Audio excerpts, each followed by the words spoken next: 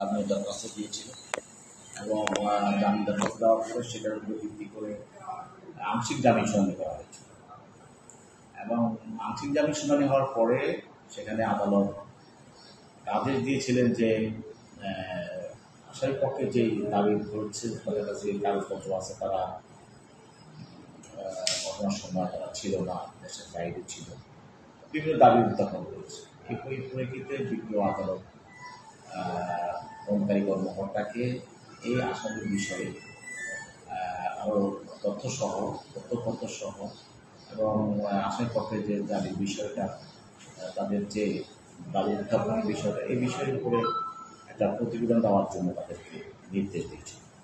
যেহেতু প্রতিবেদনটা আজকে আদালতে চলে এসেছে, পুলিশ দাখিল করেছে, সেহেতু আদালতের অনুমতি নিয়েই তাদের আইনজীবীরা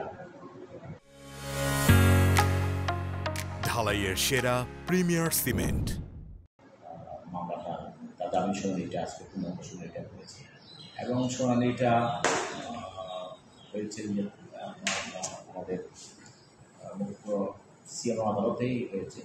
সিএম সাহেব নিজে শুনেছেন, শুনে তাকে ৫,০০০ টাকা পর্যন্ত পুলিশ রিপোর্ট পর্যন্ত এই মামলা তদন্ত পুলিশ রিপোর্ট সেই রিপোর্ট পর্যন্ত অন্তর্বর্তীকালীন জামিন করা হয়েছে। আচ্ছা, কোনো রাজনৈতিক চাপ ছিল কিনা? আমরা তো অনেক জায়গায় সামাজিক যোগাযোগে দেখেছি, অনেকে সমালোচনা করেছেন, স্বয়ং স্বরাষ্ট্র উপদেষ্টা বলেছেন যে এই বিষয়ে উনিও একটা কথা বলেছেন, যে ইঙ্গিত দিয়েছিলেন যে কাউকে গ্রেপ্তার না করলে আপনারাই বলেন গ্রেপ্তার করা হয় না, আবার গ্রেপ্তার করলে বলেন কেন গ্রেপ্তার করা হয়েছে।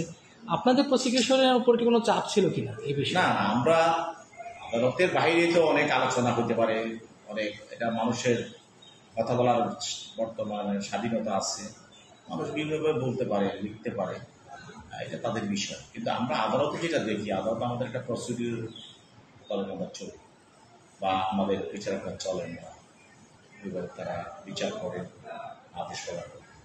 আদালত প্রথম দিনই আদালতে বুঝতে পেরেছেন যে আমাদের কিছু কাগজপত্র দেখা প্রয়োজন।